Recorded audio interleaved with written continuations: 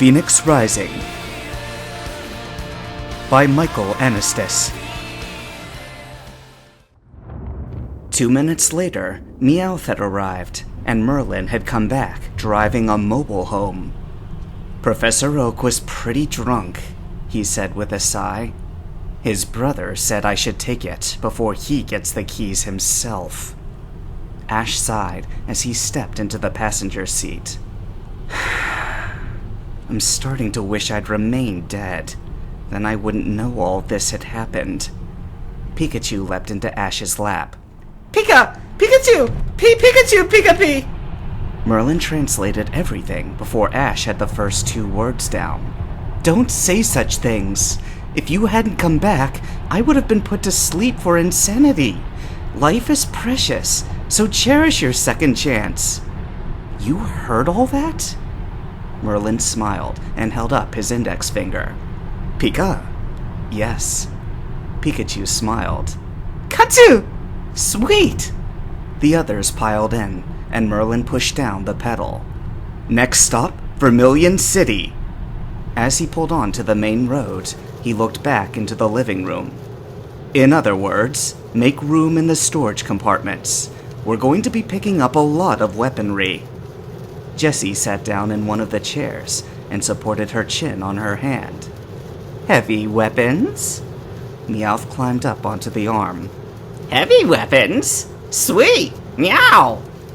Misty sat down opposite them. Yeah, you'd like that, wouldn't you? Meowth smiled. Who wouldn't? Me, said Darius as he sat down beside Misty. Heavy firearms and 2 teammates who were once archenemies. Think about where that could lead. Jessie jumped out of her seat, and Meowth fell to the floor. Damn it, you idiot! The world is at stake! I don't like working with Ash or Merlin, but do you honestly think I have a choice? She sat back down. Right now, Merlin is the only one that has the ability to travel on the ocean. He's the only one who can, and only Merlin knows where that is. If Merlin dies, James dies. And then, sooner or later, everyone on every continent is going to have a really bad day. That's to say, if the storm keeps growing. So far, it has, but it's going pretty slowly, covering an extra inch of terrain an hour. At that rate, it would take a good couple of months for the actual storm to reach the coastlines. Right now, they're just getting the force, high winds and big waves and so on. From the front, they heard Merlin groan.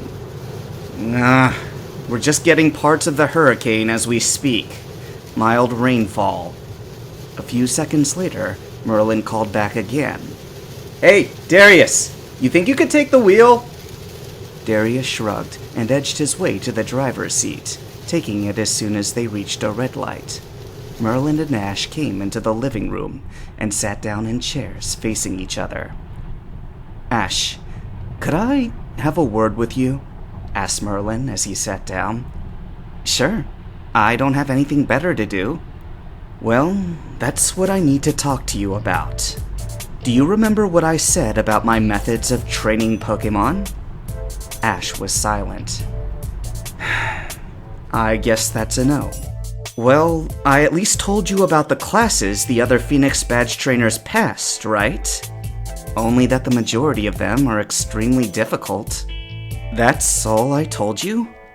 That's all you had time to tell me. Ash sagged in his chair. Or at least, that's all I remember. Yeah, letting your brain decompose for a month would affect your ability to think, wouldn't it? Said Brock with a laugh. Merlin sighed. I was going to say that. Anyway, every obstacle, test, and class in the Phoenix School I designed specifically for the purposes of getting our Pokémon to higher levels, and more importantly, learning new skills of our own. Merlin leaned forward and put his hand to his temple.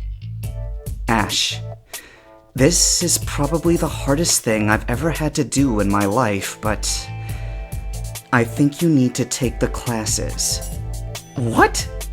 Ash's chair rocked back slightly and thumped into place. It takes 5 years minimum to graduate the Phoenix School. You said yourself that we only have weeks to work with. I didn't say you would have to take the classes, said Merlin with a sigh. These are probably the most desperate times any of us have ever lived in, so... Merlin swallowed hard.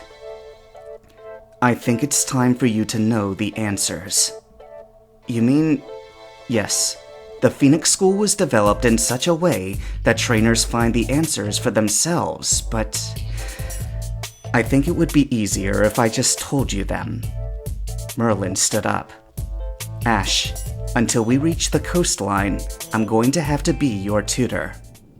Suddenly, the ground shifted underfoot, and Merlin was thrown back into his chair. Ash pitched forward and landed face first on the floor. Jessie tumbled across the floor and came to land in the corner, bringing Brock down with her and sandwiching Meowth between them. From the driver's seat, Darius shouted, "Wake up, jerk!" And the woman driving the car that had cut him off responded by giving him the finger and speeding away. Halfway between Cerulean and Vermilion, the engine began to have problems. The rain had gone from a light drizzle to mild showers. Darius stumbled out into the rain and lifted up the hood of the car, groaning at the slight trail of thin gray smoke emitting from it. He ran back into the van, slipping along the way and treading water over the floor. "The engine's overheated," he reported. "If we just wait for a while, it'll probably cool down." Merlin rolled his eyes. "Great. Just great." He stood up. "Well now, Ash, care to start your training?" "Training? You forgot already?" "Oh, that! Sure, right away." Merlin and Ash stumbled out of the trailer, landing in an ankle-deep puddle, and proceeded onwards into the wilderness. "Are you sure this is a good idea?" asked Ash nervously. "It all depends on your opinion of things." They stopped in a small clearing and stood face to face. "Now, Ash, tell me what Pokemon in your arsenal would hate this weather the most." Ash thought about it for a moment. "Probably Charizard." "Right. A flame Pokemon is weak against water." Merlin took a Pokeball off of his belt, gently rolled it off his wrist, and Arcanine emerged in a ray of light. "Now, Ash, right now you're probably thinking I've just sentenced Arcanine to death, right?" "Well, some people would, but I already know Arcanine can withstand water." "That's right.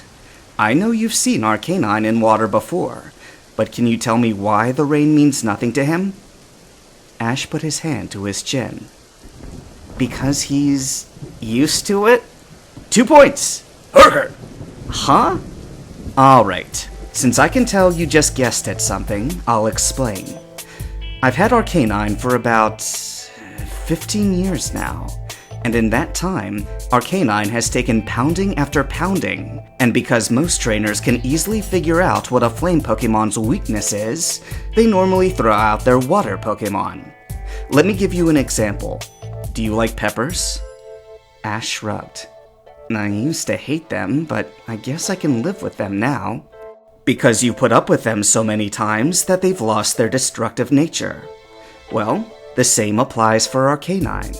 He's taken wave after wave, so now water doesn't mean jack crap to him. Now, let's go further with it. Has Pikachu ever shocked you before? Ash reminisced for a moment. Constantly. Did it hurt like a bastard the first time? Oh yeah. But now that you're dead, you can't feel it anymore, right? Ash groaned and replied, I see what you're leaning towards. You're saying that the same applies to me as it does to Arcanine. Arcanine! That's right. People in Pokemon always adapt, and I'm no exception, am I, Arcanine? Arcanine shook his head. Ash rolled his eyes and crossed his arms. Yeah, I'm sure. Ash, I'm not bragging when I say that. If you worked in a Pokemon industry, you'd adapt pretty soon too. I've worked there for almost 10 years, and when the Pokemon aren't happy, they'll do what it takes to get through to you. I've been hit by numerous water, fire, electric, wind, psychic, ice, and hypnotic attacks so many times that I've lost count by the end of the week. Last week, Darius's Rapidash fire spinned me 4 times, and I didn't know my hair was on fire until he sent his Gyarados at me. Merlin unzipped his jacket. Care to see all the marks I've gotten from fighting Pokemon? Before Ash could answer, Merlin was pointing to a scar on his waist. I got this from a Scyther.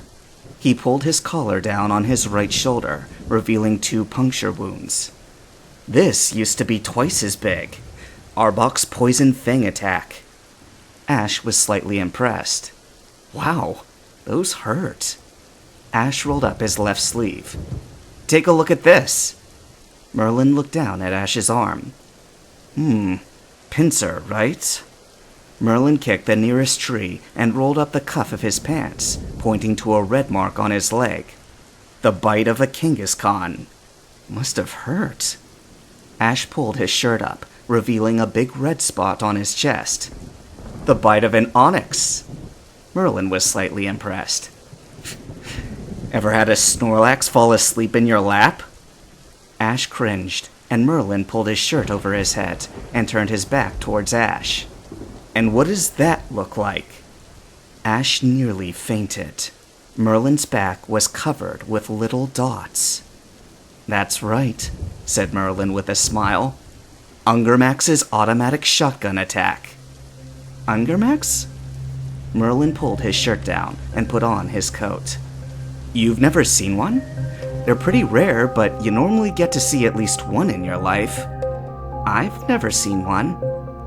Merlin pulled out one of his Pokeballs. I have. He put it back and shrugged. Unfortunately, Ungermaxes can be aggressive, especially in the rain. It's a metallic Pokemon, and we all know what water can do to the circuit boards. I thought you said Pokemon adapt. And they do, but that doesn't mean they learn to love what they should hate. Okay. I should also tell you that the League forbids the use of Ungermaxes once they've learned some of their attacks. Even Darius doesn't know I have this yet, and I don't want anyone besides you and I to know it's here as of now, okay? Ash shook Merlin's hand.